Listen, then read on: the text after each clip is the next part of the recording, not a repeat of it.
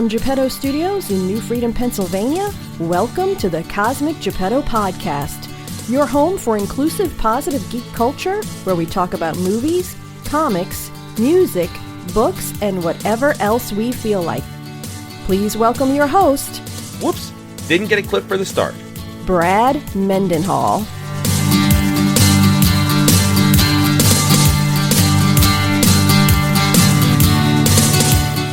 Hey kids, it is episode 271 of the Cosmic Geppetto Podcast. To celebrate my beloved Philadelphia Phillies going to the World Series, Paul Francis Sullivan, Sully to his friends, joins us to talk about the Fall Classic. I know we don't talk about sports often on this show, but I could not help myself. To be sure this episode was out in a timely manner, I didn't do as much editing as usual. Sorry for the you-knows and ums. Anywho, let's play ball.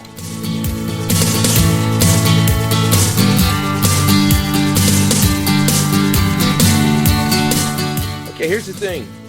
We don't talk sports a whole lot on Cosmic Geppetto.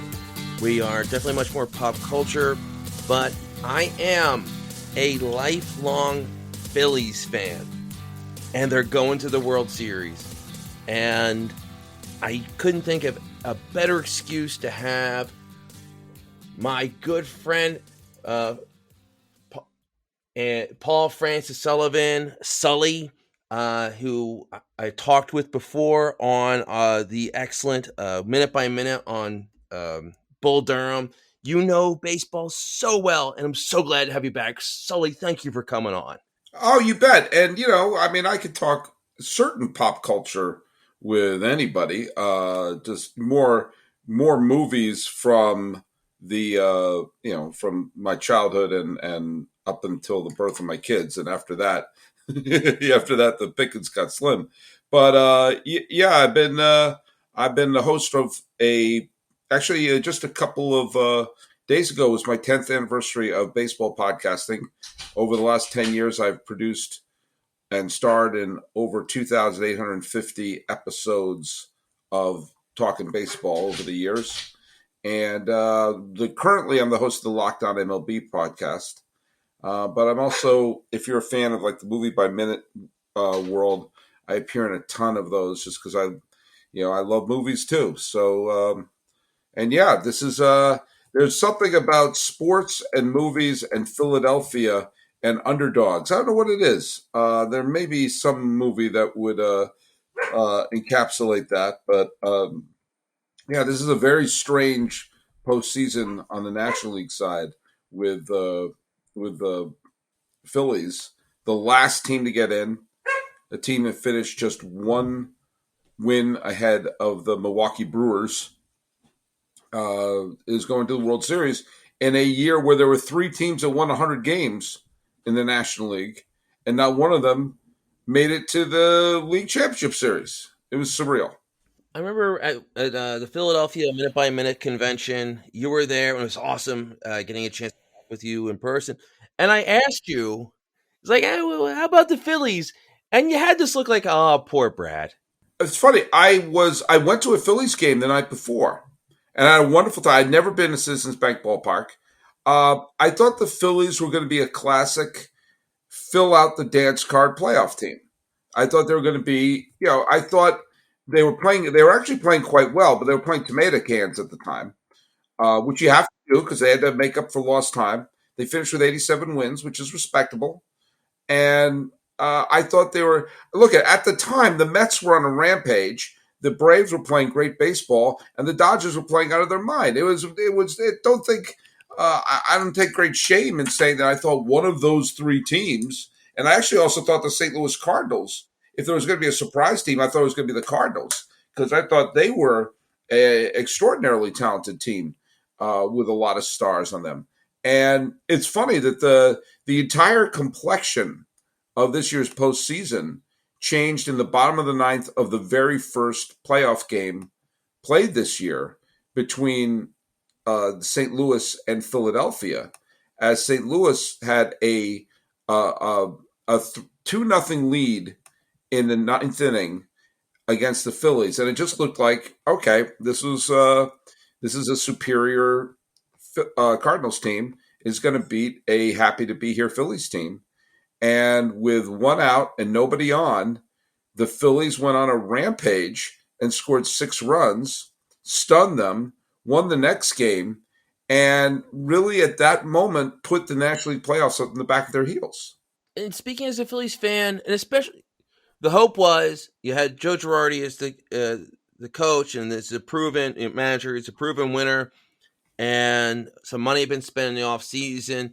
Yeah, the Mets spent money, but the Mets, they're the Mets. Like, you're not really going to believe them being big winners until they can prove it, because that's been such a snake bit franchise. But really, what a lot of Phillies fans wanted was get to the playoffs and then see if we can grow from it from there. And I remember, and I think it was 2000. It was in 2007 where the Phillies got to the playoffs and they got swept by the Rockies. Right. But it was okay because it just showed, okay, they can get there. That's a confidence builder. And the next year's when they won the World Series. Well, remember, that was also the year that the Mets were in first place by a wide margin for most of the year. And in fact, I'm going to go to baseballreference.com, the single greatest website in the history of the planet Earth, to double check one of the numbers I'm about to say. But the New York Mets, who narrowly were one swing away from going to the World Series the year before, and they acquired the best pitcher. They were just looked like they were going to be a great team, and they had a 7-game lead. They had a 7-game lead in mid-September. So basically, all they had to do was hold serve at that point. It was the biggest lead they had all year. And then they went on an absolute faceplant, and including getting beaten up by the Phillies. And they lost, I think it was, they lost 13 of their last 19 games. And the Phillies won 13 of their last 19 games.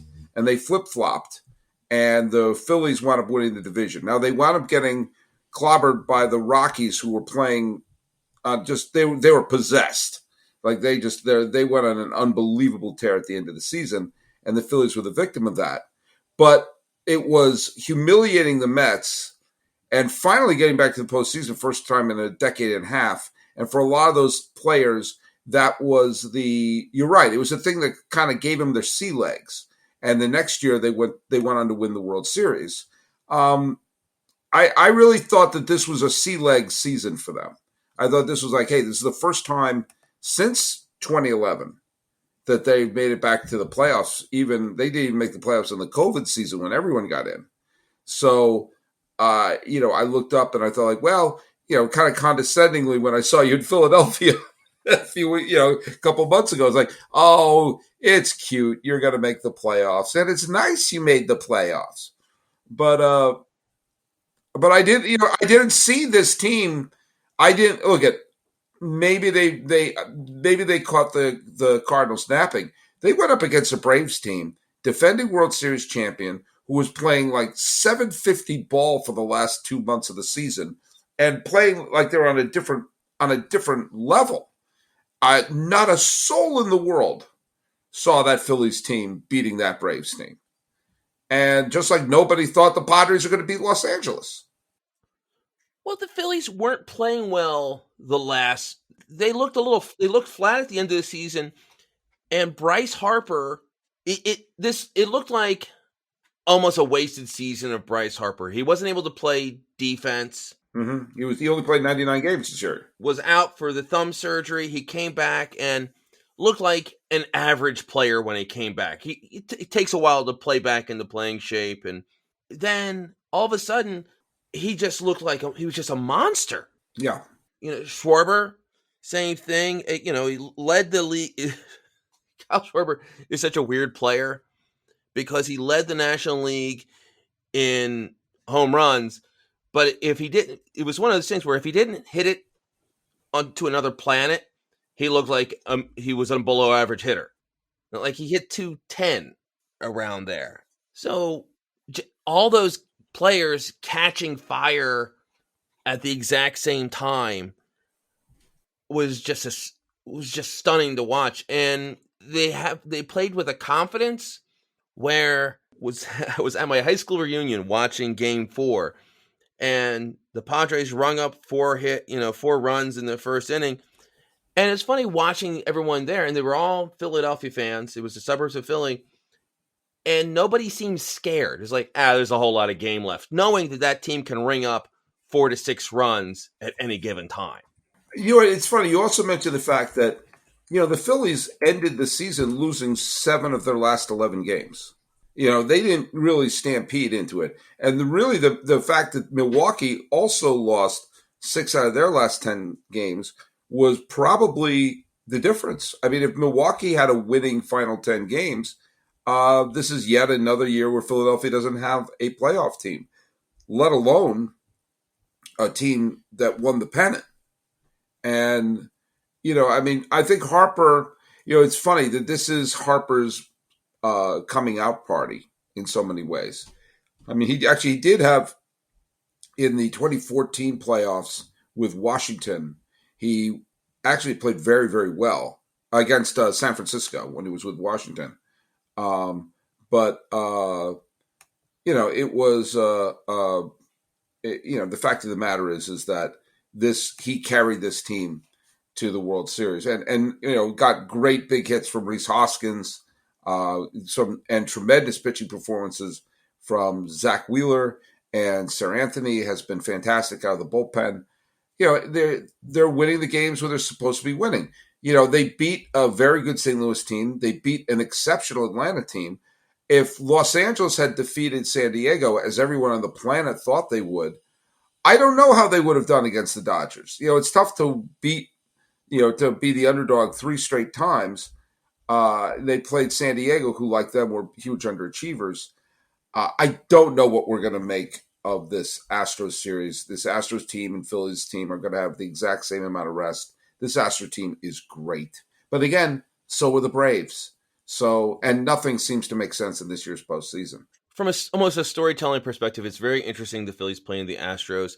First off, Philadelphia teams are never the good guys because Philadelphia has a reputation earned for being sort of rowdy fans and a tough town. But the Astros still have the stink of the cheating stuff from a few years back. And I got to tell you, if I bring that up, I get so much hate from Astros fans who claim that that's behind us and you're stoking the fire and everything like that. And I said, no, everybody hates you. You're the villain. You're the bad guy. And I actually, to be honest with you, don't hate the Astros. Part of me, I rooted for the Astros last year because I'm a huge Dusty Baker fan. And I would like to see him win a World Series as a manager. So, I mean, but, Astro fans, you have to suck it up a little bit. You are allowed to keep a World Series title that everyone knows you cheated. You admitted you cheated, and there was 0 repercussions or absolute minimal repercussions for that. And it's kind of like, Patriot fans, and I'm not a Patriot fan, even though I'm a Boston Red Sox fan. I don't care about the Patriots. But Patriot fans seem to understand that no matter what happens, as long as Bill Belichick is the coach of that team, that people are going to hate them and look at them as cheaters, and they don't care. They shrug. And, Astro fans have to get behind that. Say, yeah, you're going to be the heel for a while. And you have to accept that.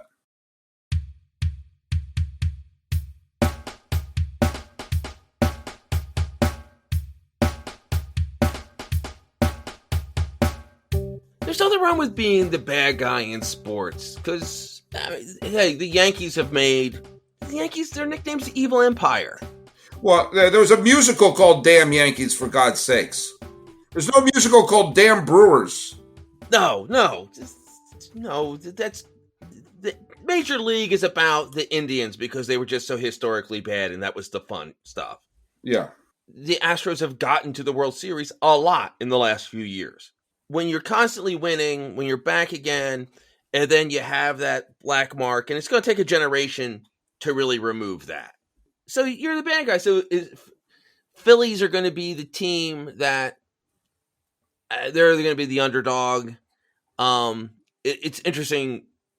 Bryce Harper, who was not a well-liked personality outside of DC for the first part of his career. It's funny that he ended up on the Phillies because there was a pretty, I think you probably remember this. Cole Hamels basically just throwing at him early in his career to sort of teach him a lesson because he was a cocky kid and he's that talented. You know, he was on the cover of Sports Illustrated when he was 16 and always could be sort of direct in interviews. What was it? Telling the That's a clown question. Clown question. He's sort of a bad guy, and then that was also the funny thing: him playing the Phillies playing the Padres, and you have sort of the other young bad guy with Manny Machado. Yeah, and two guys who sort of like to grumble and yell and do a lot of staring and pointing and throwing the bats. But because the Phillies are the underdog, and Bryce Harper also has this thing where sort of shows his passion, and the whole thing of him keeping always motioning to the Phillies name on his jersey and being part of the team. I think he's winning people over, and just the Astros are the bad guy, so it's a little easier. So it's interesting watching him. He wants to be that. He wants to be a superstar. He wants to have the cameras on him. And he's, it's a good-looking guy, has some charisma. So it's him becoming one of the faces of baseball in a way that's not all great players want. Mike Trout, everyone talks about Mike Trout, just a sensational player, once-in-a-lifetime player, but doesn't seem to want to be that face of baseball. And Harper is a guy that wants to be that, and seeing him, he has his chance to become that face. All right. Well, I don't know how much Mike Trout doesn't want to be the face. It's just the fact that he plays on a team that now is tied for the longest playoff drought. It's more of Mike Drought. It's not his fault, but it's tough to be the face of the sport when you don't play meaningful games. And again, I'm not blaming him. They have two generational talents in their prime as teammates, and the team can't contend even in an expanded playoff situation.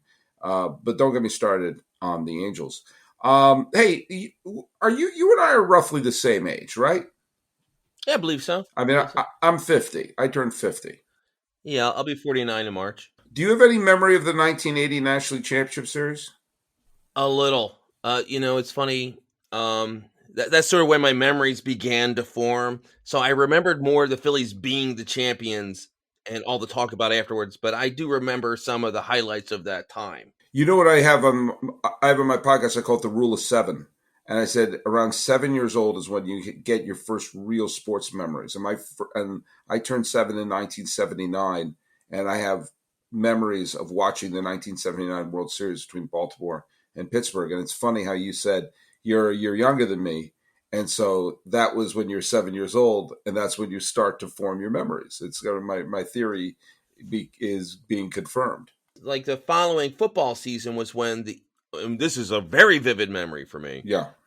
Was when the Eagles went to the Super Bowl to play the Raiders.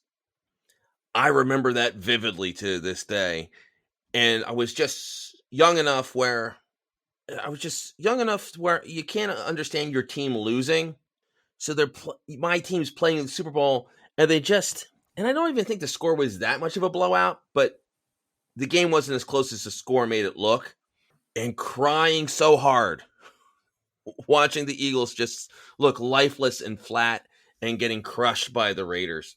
It still hurts to think about. But the Phillies, I just remember them being the champions, and the following season, 81, watching, and that's when I was really starting to get into it, and my little league career began around that time. So I was really enjoying baseball and watching Mike Schmidt, and God, he was just an amazing player to watch.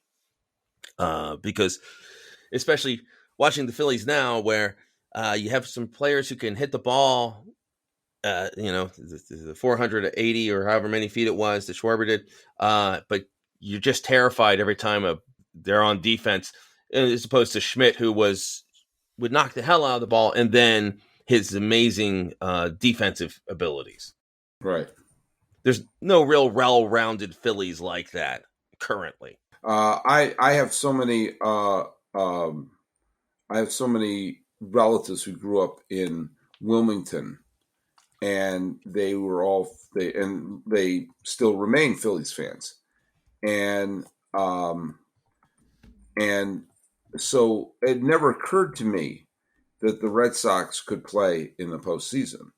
So when the Phillies made it, I was rooting very hard because it was like my cousins were going to be happy, and I could be happy.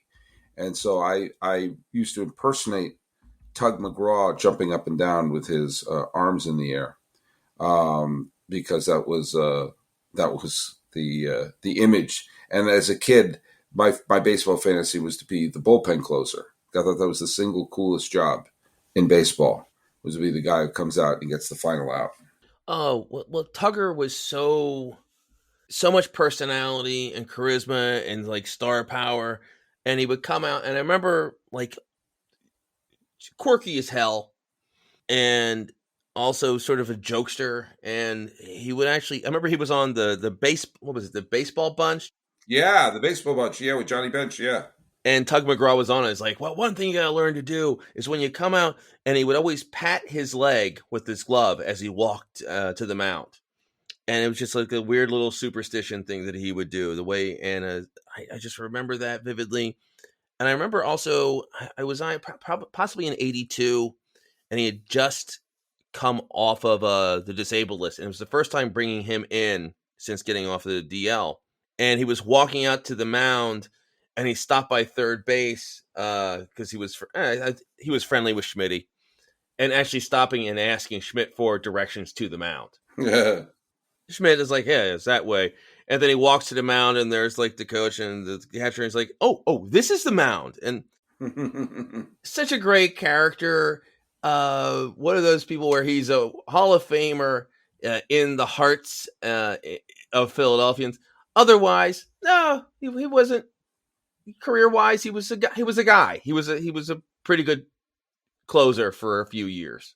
Well, he did his job. I mean, he was never the superstar that like Raleigh Fingers or Bruce, the late Bruce Sutter, may he rest in peace, was. But he certainly did the job, and he was part of the World Series champion Mets in '69. Was the closer of for the '73 Mets who went to the World Series. Tug McGraw is one of the few people to close out postseason series for two different franchises. He closed out the '73 pennant League Championship Series for the Mets and the 1980 World Series for the Phillies. So there you have it. But yeah, this is look at. I am picking the Astros, just not in terms of who I want to win or anything, but I am picking Houston to win it in 5. I think the Phillies are going to win one of the Nola or Wheeler starts, but the Astros pitching staff is just insanely deep right now. And I just don't see. I think the chance to beat them would have been in a best-of-5 series. And we saw the Mariners who got swept, but one of them was on a walk-off come-from-behind home run in Game 1, and the other was in an 18-inning marathon where the Mariners couldn't score a run. So, if just those two tiny things had gone wrong, they would have been on their heels in the first round. So that would have been, I don't see anyone beating them 4 times. So, I mean, I'm not saying this to get the ire of Philly fans, but also remember, I've been wrong about almost everything in the National League playoffs. So, I thought the Dodgers and the Braves were going to be playing in the league championship. No, I had the Dodgers and the Cardinals. That's what I had. I thought the Cardinals were going to upset Atlanta. So I had Dodgers Cardinals in the league championship series, but I had the Dodgers killing the Cardinals, and I had the Dodgers beating Cleveland actually in my World Series pick. So how do you like me now? That's the thing about being underdogs. They wouldn't be underdogs if they were favored to win. It's going to take a lot because these Phillies, are very well suited to, a best of 3 or best of 5. Because you're going to get past, you have Wheeler, you have Nola, then all of a sudden you're looking at, and Ranger Suarez has done very good work, but he's not an elite pitcher. You hope to get him on his best game. And then all of a sudden you're looking at bullpen games. You're not going to match the Houston bullpen. That's just not going to happen. Yeah, I mean, the Phillies, they're happy that their bullpen isn't atrocious this year because they've been so bad the last few seasons. So, yeah, it's really tough. The Phils, how long can they make the magic happen? You had, Hoskins and Harper and Schwarber just playing out of their minds, but you're going up against an excellent team and a deep team, and the Phillies, it's the reason why they haven't been making the playoffs. They have some great players. They're not a deep team. And, it's tough. Anything can happen. This year has proven it. This postseason has been one of, I can't believe this happened. So anything can happen. They need to, it's starting off in Houston. They need to win one of those first 2 games. And then they got a puncher's chance. But if they come back to Philly down 2 games, it's over. Then you're playing for pride, because you're right. You're not going to beat that team. You're not going to beat these Astros 4 games out of 5.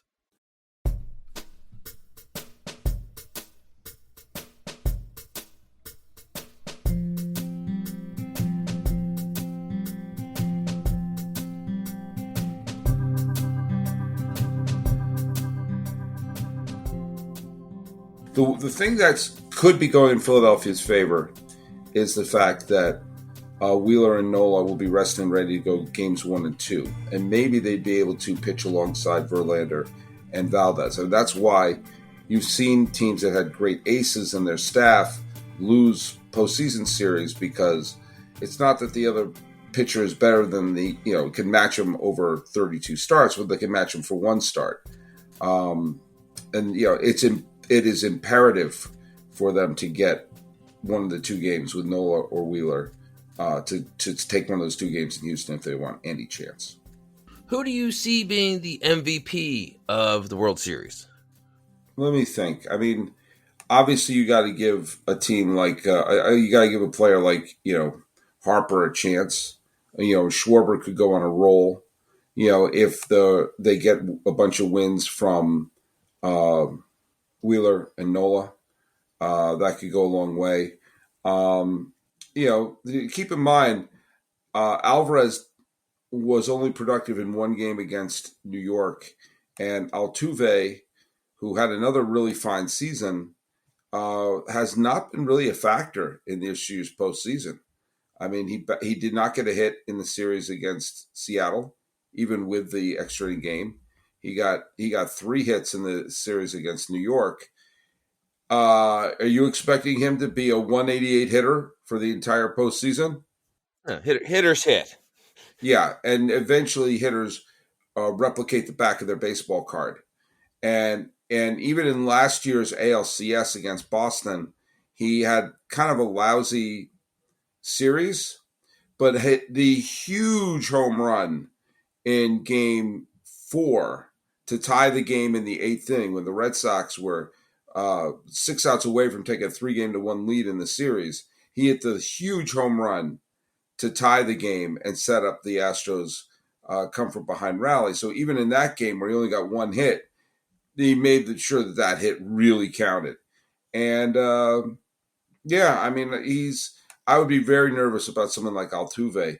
And as I said, for Philadelphia, obviously Harper could be treating this like his coming out party.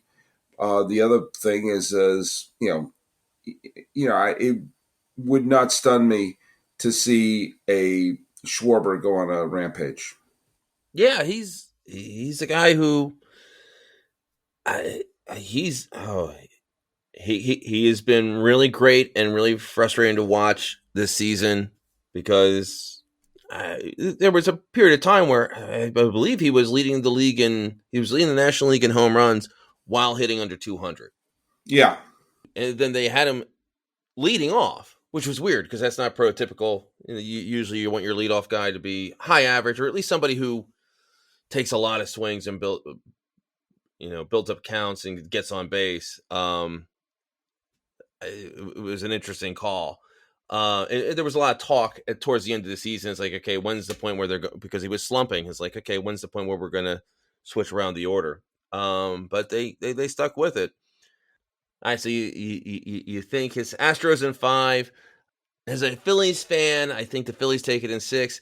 As a realist, as a baseball fan, it's like the Astros winning in 6. It's like I think the Phillies will hopefully they'll come out hot and split the first 2 games, and then I think I vaguely remembered a completely different sport, but I remember when the Sixers played the Lakers, and this was the Shaquille O'Neal Lakers and the Allen Iverson Sixers, and the Sixers were so overmatched, but they got that first game. They just were able to catch the Lakers a little flat-footed, and then that was the end of it, and then they just crushed them.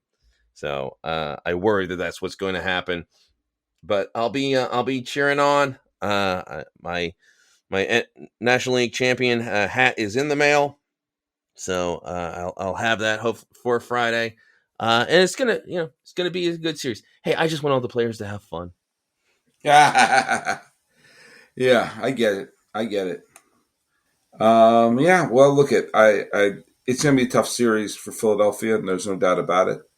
But these series before now have already been tough. So you can go broke betting against the Phillies this postseason. Which of these teams do you think has the brighter future?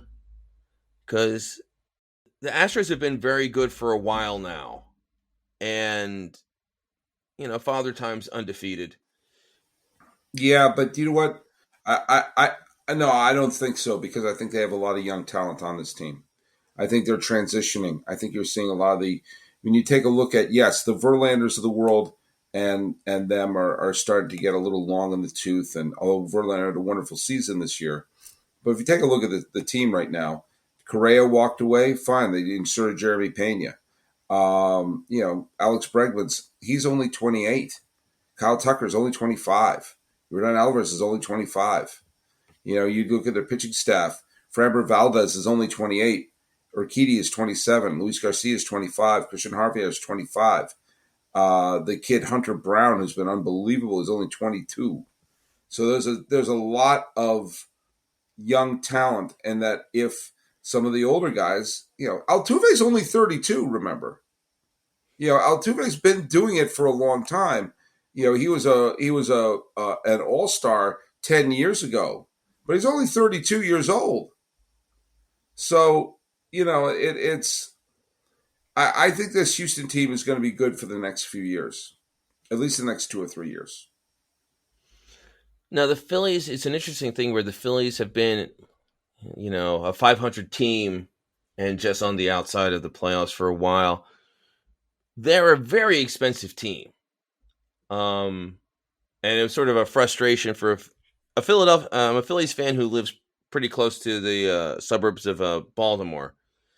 Seeing Baltimore this year gets for a while get similar results. I mean, they were in the hunt for a while, and the Phillies having was the 4th or 5th highest payroll in baseball, and I believe the Baltimore Orioles payroll was pocket change found in someone's couch, and getting so close. What do you think the future holds the next few years for the Phillies? Are they going to be able to,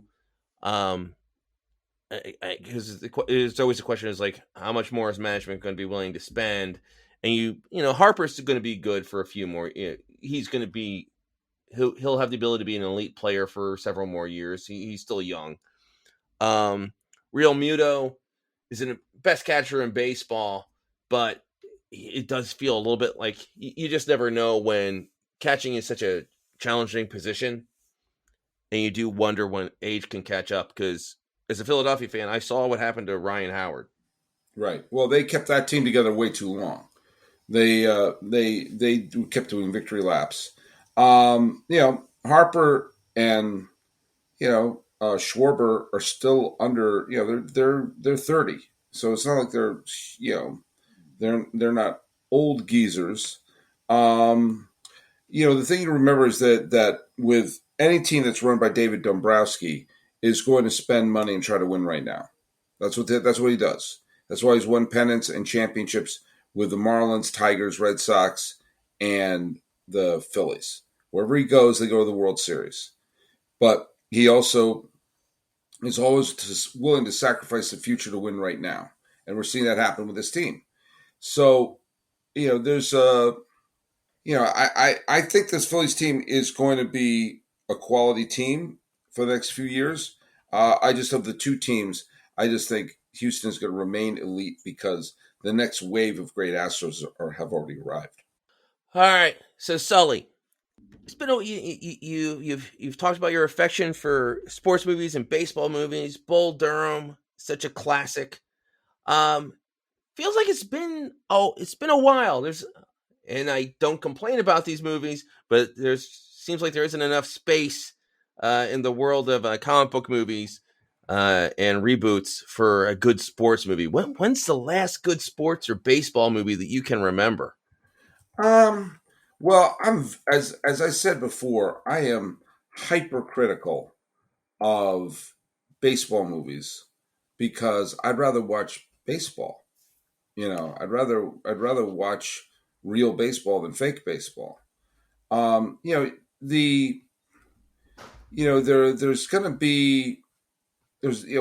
is always going to be an easier sport to make movies about because you got the head to head. You can create entire, you can make entire franchises with films, with Creed movies now and everything. And you had, in the last, in the 2010s, you had, Creed, which I happen to be a big fan of, and you had The Fighter with Mark Wahlberg and Amy Adams and Christian Bale, which I thought was a fine movie. I suppose car racing is a sport. I thought Ford versus Ferrari was actually a really terrific movie that came out about 3 or 4 years ago. I think the last great baseball movie, and I thought 42 was a mixed bag. I thought 42's heart was in the right place, but it didn't quite work for me. I thought Moneyball was a very, very good movie. It leapfrogged a lot of facts, played fast and loose with facts about the 2002 A's. But if you watched it not as a documentary, but as a film about overcoming the odds and reinventing yourself, then it's a fine film. But even that was like 11, 12 years ago. Well, also, you don't watch Moneyball for the baseball scenes. I love watching clips from that, and Brad Pitt tearing apart the Scouts is a great scene, and him talking with Jonah Hill. So little of that movie happens on the diamond. Well, maybe that's one reason why I like it. I mean, I did the movie minute for Bull Durham. There's not a lot of baseball in Bull Durham. There isn't when you actually get down to screen time. You only see one game end the entire movie. And most of that film is about the minutia, what's happening when you're in the plate, what's happening in the dugout, what's happening when there's the pitcher, the catcher comes up to the mound and there's a meeting on the mound. There's not a lot of baseball drama in that movie. And I think that's one of the reasons why it works. I think it's one of the reasons why Moneyball works, is you're seeing a side of baseball that you don't normally see. And I think that goes a very long way for making that film, really work.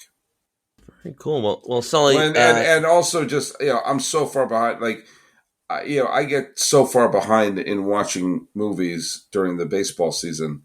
For all I know, a great movie came out, but again, I would rather watch real sports than fake sports. So there you have it. Yeah, it's tough when so much of the appeal of sports is you don't know who's going to win, and when if in a good movie can really pull you in, so you don't notice it's contrived, but it's still contrived, so you have to do so much. I like what you're saying about, you're right, with Bull Durham, it wasn't about whether or not the Durham Bulls won, because it was more about the love triangle, the interpersonal drama of the characters. So, the Nuke's last game, he lost that game, and he didn't care because it wasn't important. And it was all about, okay, he's sort of ready for the next step in his career. At the end of the film, neither Nuke nor Crash are members of the Durham Bulls. They both moved on. And the final game, there's the final game of any sports movie, is the climax. And the final game of Bull Durham is a rain out. And Susan Sarandon walks home in the rain. The season begins with the hopefulness and the singing "Rock Around the Clock," and the stadium is full, and it ends. The stadium's empty. Your players have moved on. It's pouring rain, and the season ends. I mean, that's what baseball fandom is, and I think that a friend of mine named Cheryl just got married, and her wife has never followed baseball before. And she is a Yankee fan, and so she brought her along. She brought her new wife along the ups and downs of a season, and it's the first time she experienced that, and it ended in heartbreak. And I said, you know what? That's good. It's good that your first time out didn't end with a World Series parade. It shouldn't. You should. It's the Giamatti. This game is designed to break your heart. You have to understand that following a team and living with a team isn't about we're going to win it every year. Sometimes you win, and it's great. Sometimes you come agonizingly close, and sometimes you don't even contend. But it's living with that team for that summer. For the summer, this is your companion. And that's really the closeness you feel to a baseball team. Can't be replicated in a fiction movie. Sully, it's been awesome having you on. It's great talking. I was one of the highlights of going to the Philly Minute by Minute event. I got a chance to talk to Tierney, and I got a chance to talk with you. And I was so happy when I was like, oh my God, Sully's here. It was great. I had so much fun. I had fun there, and I had fun doing this. Well, we're gonna keep in touch, and please plug your pluggables. Just follow me on Twitter at Sully Baseball, and subscribe to the podcast Locked On MLB wherever you get your podcasts. And we also have a YouTube channel where we play the episodes too. So follow that, and if you start following me, I'll send you links to the other TV stuff I've done, the film productions that I've worked on and directed, and everything else.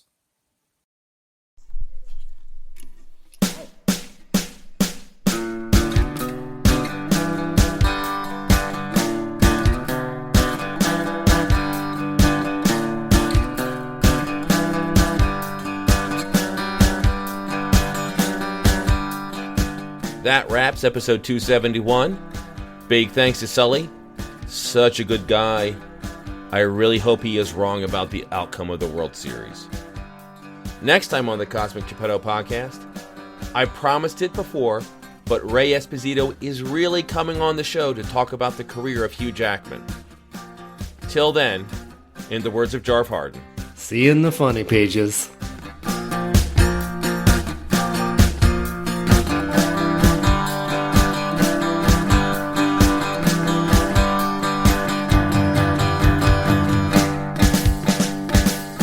Subscribe to the Cosmic Geppetto podcast on iTunes, Stitcher, or wherever quality podcasts can be found.